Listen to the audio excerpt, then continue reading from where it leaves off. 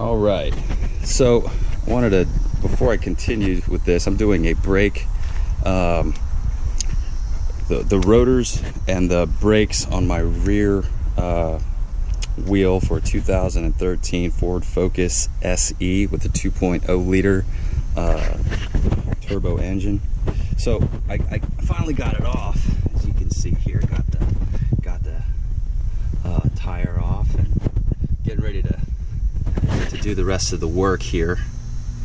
But I noticed something right before I started, was that I had a lug wrench and one of my own, which is this one here. It's got 21 millimeter, 19 millimeter, 22 millimeter, and let's see, another 17 millimeter. These are all the standard sizes for a lug wrench. All of those, 22, 21, 19, and 17.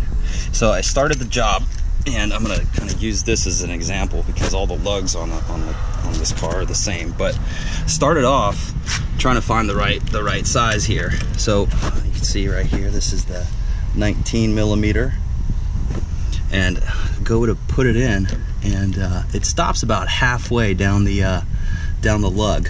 You can probably see in there. It's I don't know if you can see it or not, but it stops about halfway down the lug, which doesn't give it enough bite. Now I tried that, and I was like, well, let me not turn it because it's not fitting in properly. So I went to the 21 millimeter size, which is the next one up because there isn't a 20 on this one. And you see it fits in, but then there's like a lot of play there. Let me see if you can see it. So I got the 21 in, and this is how much play is in there. So I'm like, well, surely one of these is the right size. So I took the 19, put it back in there. I was like, well, 19 must be the right size. Started to turn it, and you could already see it. It's already chewed up. Well, as you might expect, 19 stripped the end of it, right? I put the 21 in, so I was like, well, maybe it's the 21, even though it's not getting the right fit. Took the 21 in, stripped the back end of it. So the lugs that are on this particular car don't fit a 19 or a 21. So I was like, okay, well, surely the one that's in the surely the one that comes with the car is the right size. Let me grab that one for you here. This is the one that comes factory with Ford. Came right from the trunk. It may look familiar to anybody that's ever tried to do this. So this is the one that comes with the car in the trunk underneath the spare. So I was like, all right, well, this has to be the right size. You know, it must be a 20. So I go to put it in, and it fits just like the 19 does, with about half of the bite, and that's it. So I was like, well, this must be the right size. So I do the Ford sent lug wrench, strips it even more. So now I've gone through my own, and then I went through Ford's. So as you can see, boom, Ford's stripped it, mine stripped it. So I actually had to go and go to the trusty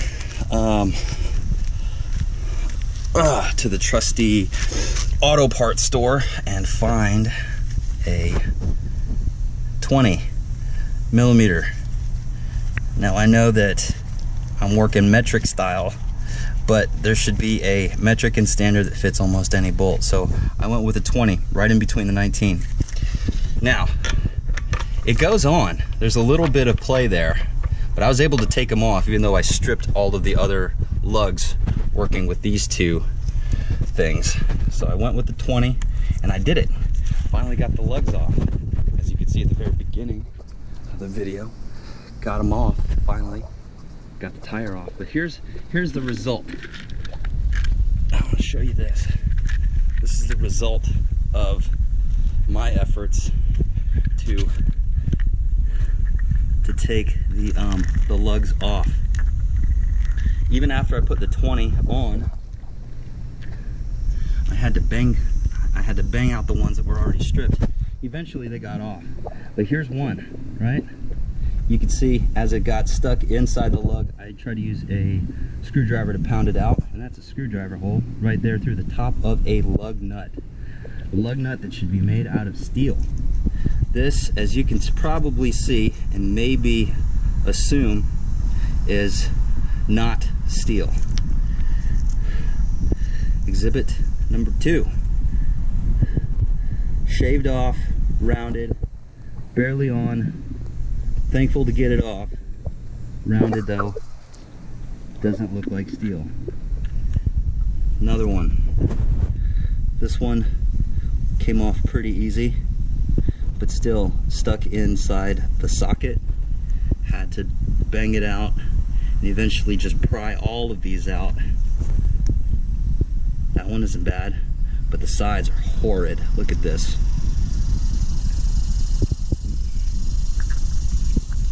Look at this. All right. So here's the I guess here's the takeaway, because I'm going to finish my job, but I'm obviously not going to be using these lugs again. If you are buying a Ford product with lugs on it, what I would recommend is, first thing to do, try that. If that doesn't work and you notice that it's not getting a bite on it, then you need to tell the dealer that you would like the lugs replaced. Don't use that. Don't use that. That will work, but it'll still be a pain in the ass. Again, that's a 20 millimeter. Not easy to find. Don't make a lot of those. As for the rest of the job, it's pretty easy and it's pretty standard. You can YouTube some of the videos. That's what I did. But getting past that first hurdle with the lug nuts is just absolutely horrendous. So please, if you're looking to buy, this is a 2013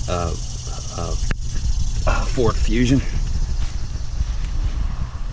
But if you're looking to buy a Ford product, demand that you try the lug nuts, especially if you're thinking about changing a tire, which everybody will probably eventually get to do if you're lucky. So the rest of this video is I'm not even going to show the rest of the replacement, but as you can see, definitely needs to be replaced. There's massive grooves. This thing is getting torn up, eaten up, shredded up, so there's no padding left. But yeah, so the takeaway, make sure you check your lugs before you buy your car. That goes for new cars, used cars, and so on and so forth. So that way you don't want to get in a position where you're about to change a tire. You don't have the right tools. Hey little guy, I'm doing a video here. Do you mind? Thank you. Get that checked out. Make sure you have a 20 millimeter if you do buy it and you decide to do it. But also tell the dealer that you want different lugs to put on all the tires, and lugs that fit. All right, or else you're going to end up with this ridiculous mess. These are going to get replaced today. We're going to get some brand new, nice steel lugs. And all right, thank you.